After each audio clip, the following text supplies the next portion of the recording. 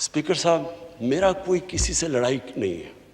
मैं पहले दिन से जब यहाँ आया हूँ, तकरीर नहीं करने दी मुझे। जब मैं बात करता हूँ शोर मचता है, गलत बातें करती है। मेरी किसी से कोई लड़ाई है? मुझे इन सब को जो भी ये समझता है कि ये मैं किसी से लड़ाई की वजह से या कोई मैं अपने दुश्मनियाँ किसी से हैं, मेरी कोई किसी से दुश्मनी नहीं है। मैं आज आपके सामने कह रहा हूँ कि अगर पाकिस्तान के अंदर हमारे मुल्क में अगर सही माने में अकाउंटेबिलिटी प्रोसेस ना चला, हम किसी सूरत इतना पैसा नहीं इकट्ठा कर सकते अपने बच्चों को तालीम देने के लिए, सेहत उनके इलाज करने के लिए, अस्पताल ठीक करने के लिए। हम आगे बढ़ ही नहीं सकते। जब एलीट करप्शन पे लगी हुई है, वो आप कैसे समझते हैं वो मुल्क तरक्की करेगा? हम जब आप किसी के ऊपर केस होता है, वो कहते हैं जी पॉलिटिकल विक्टिमाइजेशन है। क्या मैंने कहा कि कभी मैंने कहा विक्टिमाइजेशन है? मैं जवाब देता, मैं जब वो फ्लैट लिया था, मैं सारी दुनिया जानती है मैं इंटरनेशनल क्रिकेटर था, मैं तो जवाब दे ही नहीं था, मेरे पास तो कोई पब्लिक ऑफिस नहीं था। उसके बावजूद 10 महीने में स्पीकर साहब, जो मेरे से सुप्रीम कोर्ट ने जवाब मांगे मैंने दिए। 40 साल पुराने कॉन्ट्रैक्ट दिए, मॉर्गेजेस दिखाए, किधर से पैसा आया, मॉर्गेज में कितना गया, कब वो मॉर्गेज दिया, फ्लैट कब बिका, बीवी से जो पैसे लिए हुए थे यहां जमीन लेने के लिए। आपको पता है सुप्रीम कोर्ट ने मेरे से पूछा कि जनाब आप बताएं, साबित करें कि आपने बीवी को पैसे वापस किए थे। वो बीवी ने ईमेल दे रही है कि हाँ इसने पैसे वापस किए थे। उन्होंने कहा नहीं, सबूत दो। ये कभी हुआ ही नहीं है ऐसे कि वो बीवी कह रही है पैसे, वो कहते नहीं। बैंक स्टेटमेंट्स निकाल के दी 15 साल पुरानी, जो मेरा ट्रांजैक्शन बीवी के साथ था, मनी ट्रेल दी, सारा जो पैसा वहां से हलाल की कमाई का बाहर से पाकिस्तान लेके आया, उसकी मनी ट्रेल दी।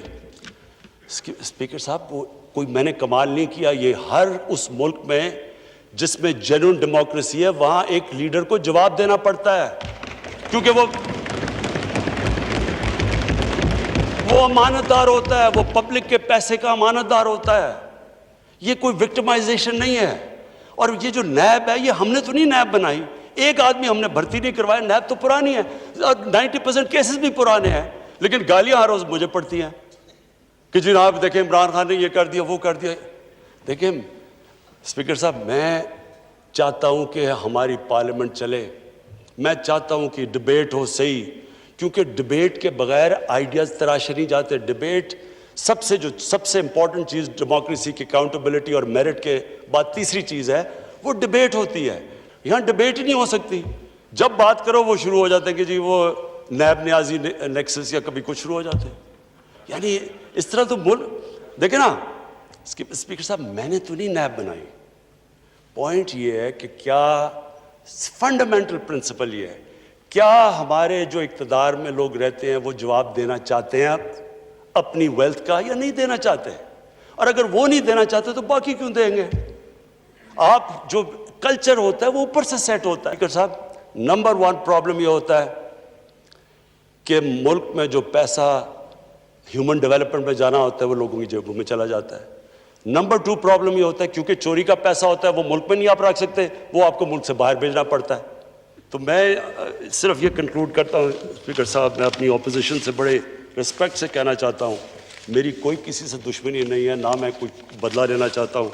मैं सिर्फ ये बिलीव करता हूँ कि हमारा मुल्क, अल्लाह ने इसको इतनी नेमतें दी हैं, अल्लाह ने इससे क्या क्या चीज़ें नहीं हमें दी, लेकिन जब तक इस मुल्क के अंदर रूल ऑफ लॉ मीन्स कि everyone is equal in front of law, जब तक रूल ऑफ लॉ और लीडरशिप की अकाउंटेबिलिटी नहीं होगी, हम भी वही सारे बनाना रिपब्लिक्स की तरह एक समुंदर होगा गरीबों का और थोड़े से अमीर लोग होंगे। शुक्रिया।